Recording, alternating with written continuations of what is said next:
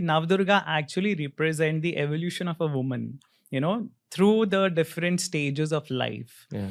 And that's how it is related to the world around us. It's not just some obscure goddess sitting in some different world. You can see it happening around you. Yeah. Right? So you start with Shailputri. That's the first form of the goddess. The first day of Navaratri is dedicated to Shailputri. And Shail means mountain. So it is the daughter of the mountain, which is Parvati. Right? So Parvati also means the same, and Shailputri, another adjective to define the same thing. So who was Parvati in our Puranas? Parvati is the wife of Lord Shiv. Okay. And she was a rebirth of Sati, who was actually Lord Shiv's wife earlier. And then, there's a whole episode, and then she was reborn as Parvati, and she was the daughter of the mountain king, Himvan. Okay. So that is why she's known as Shailputri. Gotcha. So you see the goddess here is a child. She may not be represented as a child, but she's clearly described as the daughter. Right? She's the daughter of the mountain.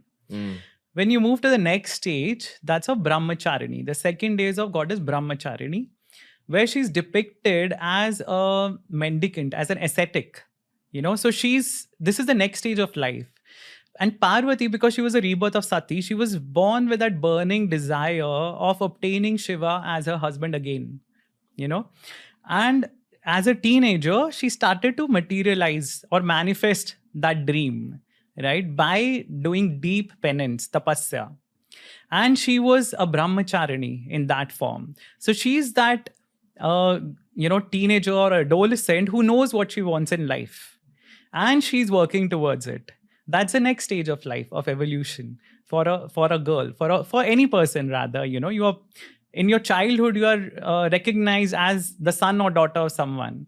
In your teenage or in your growing up years, you start forming some ideas about yourself, and you have some aims in life, forming, taking shape, right?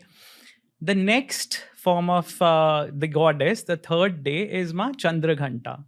This is the form of married woman, married Parvati, who has, who's sitting on a lion, and she's holding all the weapons of goddess Durga, right? So sometimes she's, Chaturbhuji, sometimes she's Ashtabhuji. I mean, she has 8 arms or 4 arms or whatever. She's carrying the arms, the weapons of the different gods. So she is the accomplished woman, this is the next stage of her life, where she's matured into a woman who is into a successful marriage, right? She's happy. And the next form is of Ma Kushmanda. Again, very similar depiction, but there's one very beautiful change in the things that she holds. Besides the weapons, she's also holding a pot of honey. Okay.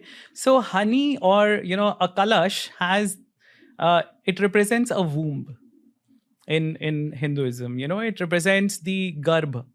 So she's moving to the next stage of life, which is motherhood.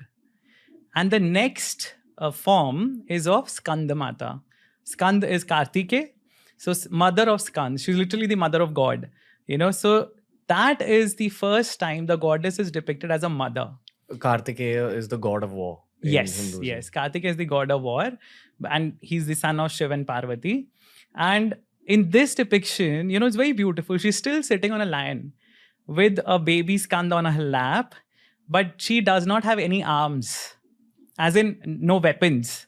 She does not hold any weapons in her arms. So it shows the nurturing aspect. She's graduated from that level of being an independent woman to a, married woman with certain responsibilities. Now her focus is her child, which is what happens, right? As soon as a kid is born, a mother's attention, the child is the mother's world, for at least a couple of years. But if we assume that is the end of it, that's, we're mistaken, because the next form takes her into the most popular form of the goddess of Durga. The 6th form is of Ma Katyayini. That's the name of goddess Durga. So, the 6th form being Katyayini, you'll see that Durga Puja pandals, they start giving a glimpse of the Devi from the 6th day onwards, right? So the 6th form is Katyayini.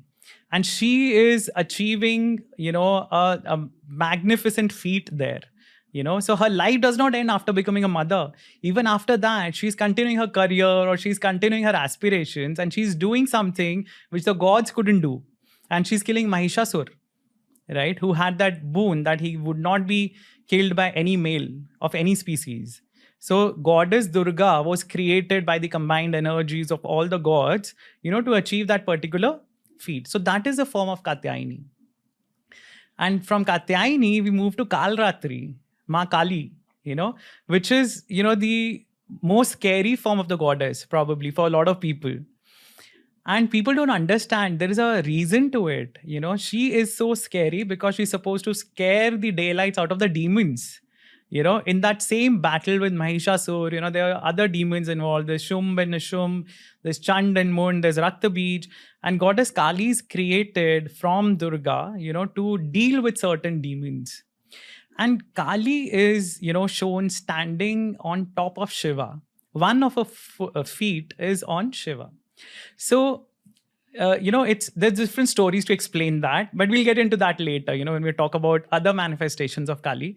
But Kali is one of the most fascinating aspects, and it shows goddess as an independent woman, where, the woman is on top, right? And she is in control.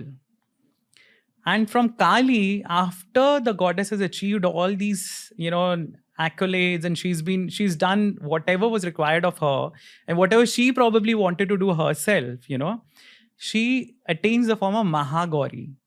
So before that, she was known as Shailputri, she was Brahmacharini, she was Skandamata. There's different relations that are defining her.